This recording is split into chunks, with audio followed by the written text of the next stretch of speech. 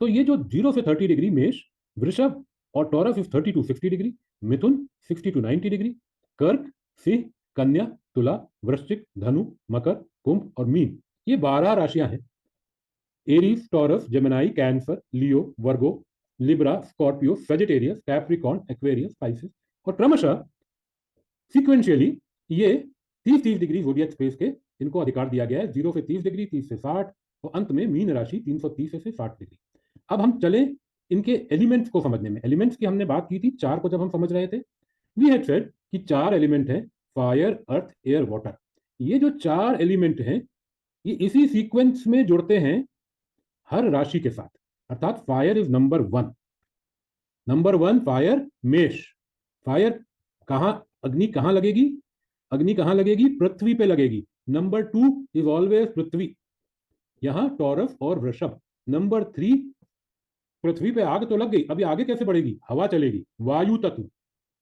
वायु तत्व number 3, starting with Gemini और मिथुन। और 4 नंबर, जब वायु से आग फैल गई तो आग में जल जाओगे तो क्या चाहिए आपको? जल चाहिए। 4 नंबर पर वाटर और जलीय राशि कर्क, कैंसर। तो अब देखिए ये fire, earth, air, water, they go hand in hand. Fire के बाद अर्थ, अर्थ के बाद एयर, एयर के बाद वाटर। ये चीज, ये सीक्वेंस जहां हमको समझ में आ गई, हमने अपने ज्योतिष का एक मेन पार्ट, एक पहला बिल्डिंग ब्लॉक हमने पूरा कर लिया। क्योंकि ये रिपीट होते हैं, फिर 1 से 4 तक जो हुआ वो 5 से 8 तक रिपीट होगा, और फिर 9 से 12 तक रिपीट होगा।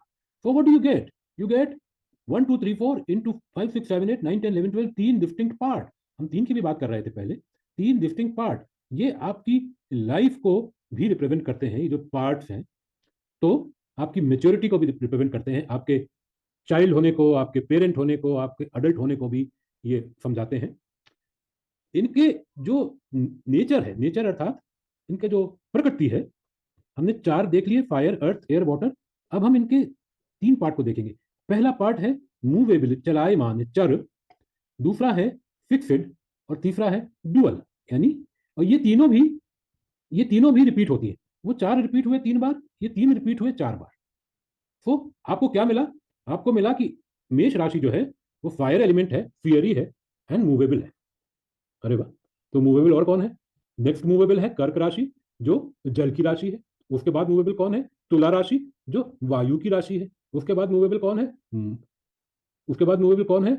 मकर राशि, जो पृथ्वी की राशि। अर्थात मूवेबल राशियां 4 हुई, एक एक अग्नि की, पृथ्वी की, वायु की, जल की। अब आप देखिए, आप अगर तत्वों से देखेंगे तो फायर की राशि पहली कौन सी हुई? मेष। फायर की राशि हुई मेष। उसके बाद हुई फायर की नेक्स्ट राशि कौन सी हुई? लियो, अर्थात सिंह राशि, नंबर 5। बिकॉज 1 2 3 4 गो सिक्वेंशियली, अपने अपने क्रम में चले जाते हैं। और तीसरी फायरी राशि कौन सी हुई? सजिटेरियस, धनु। ये तीनों फायर की राशि है। इनमें से एक मूवेबल है, एक फिक्स्ड है, और एक डुअल है।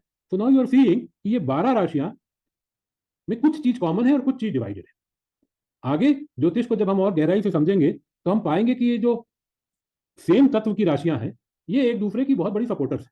दे support each other, they are absolutely like a very very strongly bonded team. 1 5 9, मेष, सिंह, धनु, ये सबसे एक दूसरे के साथ ये बहुत ज्यादा क्लोजली एफिनिटी रखती है।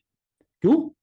ऊपर आप स्टार्ट में अगर देख रहे हैं तो 1 5 9, 30-30 डिग्री देख के क्या देते हैं? 120 डिग्री का फासला।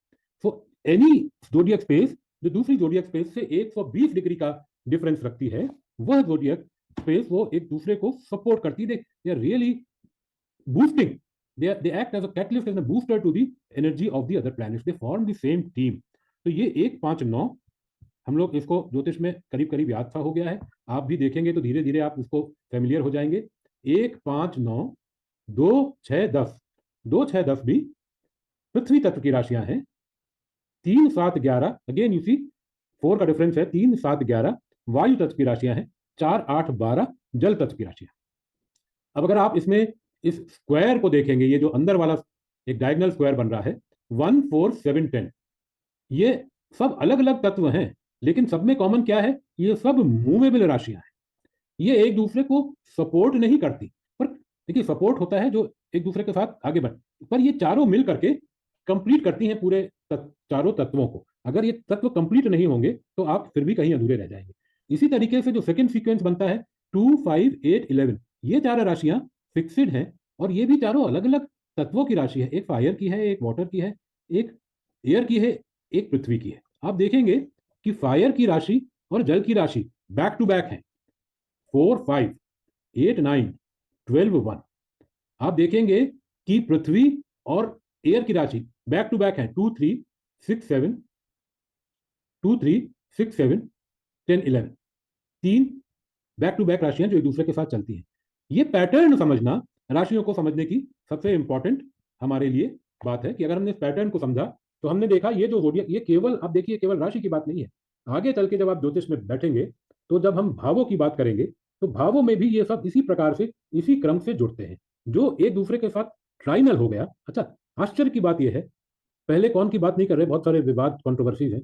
जो चीज ज्योतिष में है वही चीज मिडिल ईस्टर्न अरेबिक एस्ट्रोलॉजी में है, वही चीज ग्रीक और वेस्टर्न एस्ट्रोलॉजी में है। अर्थात सब लोग इन राशि तत्वों को ऐसे ही देखते हैं, कोई इनको अलग दृष्टि से नहीं देखता।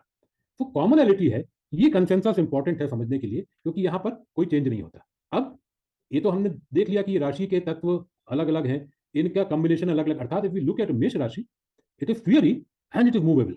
सो how do you read it? Fear fire भी है और मूव भी कर रहा है। But what do you see in this? कौन बताएगा? Moving fire, what is it? बताएं, कम ऑन। Sun, या sure, go ahead. the hot planet. Moving fire is? Could you repeat it? I'm saying sun, like moving fire. Okay, that's a good answer. But a moving fire, if you sun is of course a moving fire, but when you symbolically look into it, it is an impulse which begins with creation.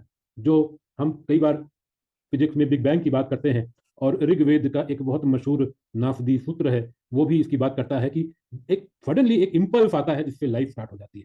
ये जो start है, ये initiation है, 0 degrees है। मेष क्यों 0 degree है? क्योंकि मेष फायर है और मेष मूव कर रहा है। देयरफॉर मेष इज 0 डिग्री। मेष is what? It is impulse, it is the first start. प्रथम प्रारंभ जो है वो मेष है, इसीलिए उसको हमने 0 डिग्री पे हमने स्टैब्लिश किया है। अब हम जब इनको देखते हैं तो इस चार्ट का एक लास्ट कॉलम में आपको बता के फिर हम राशियों के इंडिविजुअल कैरेक्टरिस्टिक्स पे आएंगे। हमारे पास में 7 ग्रह हैं, ऐसा आपने ज्योतिष में पहली क्लास में देखा होगा। 7 ग्रह हैं क्या? असल में ग्रह तो 6 ही हैं, परंतु पृथ्वी की जगह हम चंद्रमा को मानते हैं, क्योंकि पृथ्वी पे तो हम खड़े हैं। तो व्हाट चंद्रमा ज्योतिष में actually it represents moon, it represents चंद्रमा represents the earth as such. तो सन को मिला के 7 जो प्लैनेट्स हैं, वो 7 प्लैनेट्स कैसे हम बनाते हैं आप ये देखिएगा। हमने एक तो मेष देख लिया, लेकिन अब यहाँ थोड़ा हम कहानी में ट्विस्ट ला रहे हैं। एक से शुरू नहीं कर रहे, हम शुरू कर रहे हैं 5 से। 5 5 मतलब 5 की राशि का मतलब है, अब देखिए रो में सिंह राशि, लियो, फायर फिक्स्ड, इसका ओनर है सन।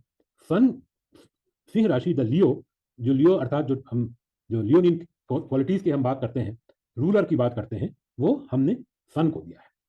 अब आप पूछ सकते हैं, लॉजिकल पूछोगे भाई पांचवा क्यों, सन को पहला क्यों नहीं दे दिया? अब इसका कारण इस क्लास के स्कोप के बाहर की बात है। तो वी स्टार्ट विथ 5। 5 के बाद व्हाट इज नेक्स्ट टू सन? बताइए, सन का नेक्स्ट क्या है सोलर सिस्टम में? सन के बाद कौन सा प्लैनेट आता है? बुध। बुध। सिक्स्थ राशि नंबर 6 किसकी हो गई? बुध की हो गई। बुध के बाद क्या आएगा? वीनस, शुक्र। शुक्र आएगा। शुक्र की राशि कौन सी हो गई? 7 हो गई, तुला हो गई। ये मैं ओनरशिप का जो लास्ट कॉलम है ये आपको मैं बता रहा हूं। तुला राशि वीनस का ओनरशिप हो गई, क्योंकि वो बुध के बाद है। सीक्वेंस देखिए, सूर्य, बुध, शुक्र। 8 नंबर पे पृथ्वी, चूंकि हम देख रहे नहीं है, पृथ्वी को छोड़ दीजिए, मंगल। पृथ्वी के बाद मंगल, मंगल के बाद जुपिटर और गुरु, और गुरु के बाद सैटर्न और शनि।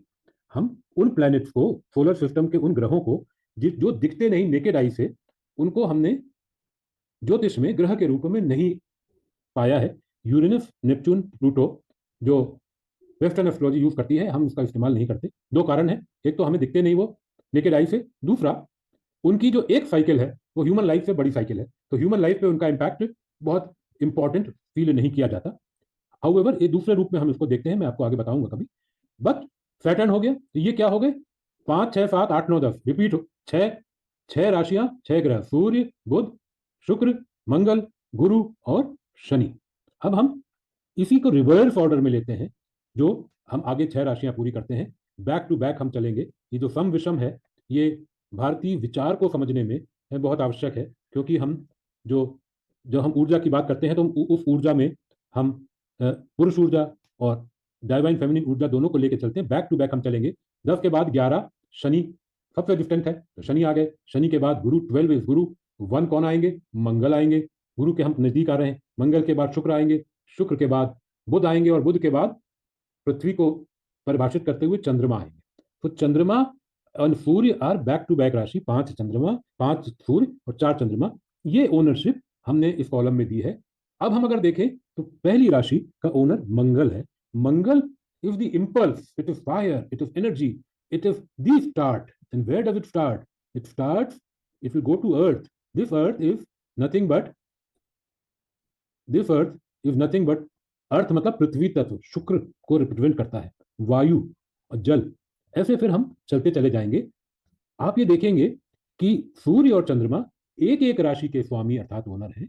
अब बाकी सभी ग्रह, जो 5 ग्रह हैं, वो 2-2 राशियों के स्वामी हैं। अर्थात मरकरी 6 और 3 के स्वामी है, गुरु 2 और 7 के स्वामी है, मंगल 1 और 8 के स्वामी है, गुरु 9 और 12 के स्वामी है, और शनि 10 और 11 के स्वामी। तो यह जो है राशियों को जो विभाजित करने का जो तरीका है, ये चार्ट अगर हमने समझा तो हमको कुछ याद करने की जरूरत नहीं पड़ेगी। इस चार्ट से 4 से 3 से हम पूरे जोडियक स्पेस के पैटर्न को हम समझ पाएंगे कि कैसे ये जोडियक स्पेस हमने इसको ज्योतिष के स्वरूप में बांटा। ठीक है। Now we, any question?